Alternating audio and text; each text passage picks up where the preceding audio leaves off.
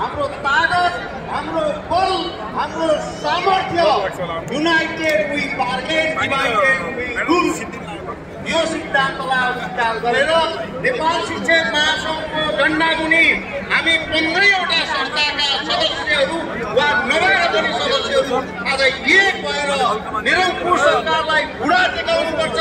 हाम्रो चिज हामीले लिएर र बाँकी जति जिल्लाहरूमा साथीहरू हुनुहुन्छ उहाँहरू प्रत्येकलाई हामीले खबरदार गर्नुपर्छ। आउँदै गरेको उपलब्धिमा तपाईँको योगदान भएन भने आफैलाई धिक्कार्नुपर्छ। तपाईँ पनि आउनुहोस्, तपाईँको पनि योगदान हुन जरुरी छ भनेर हामीले भन्नुपर्छ, बोलाउनुपर्छ। भलै यो हाम्रो क्रान्ति, हाम्रो युद्ध अझै महिनौँ दिनसम्म किन नजाओस्, तपाईँ प्रतिबद्ध साथीहरू यही रूपमा बस्नुहुनेछ भन्ने नेपाल शिक्षक सङ्घले विश्वास गरेको छ।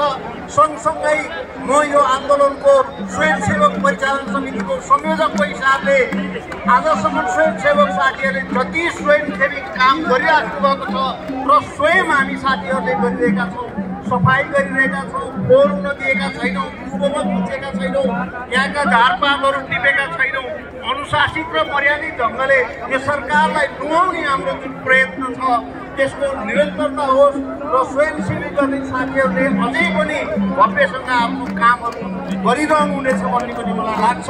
र मलाई लाग्छ सरकारलाई गिराउनको लागि, सरकारलाई ठिक ठाउँमा ल्याउनको लागि हामीसँग नैतिक बल नै सबैभन्दा महत्त्वपूर्ण हुन्छ।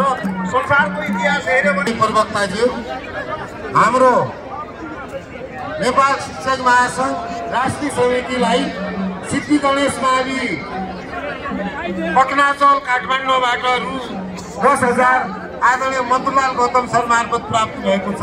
नेपाल शिक्षक महासङ्घ राष्ट्रिय समितिको तर्फबाट सिद्धि गणेश मावि पटनाचौल काठमाडौँलाई हार्दिक धन्यवाद।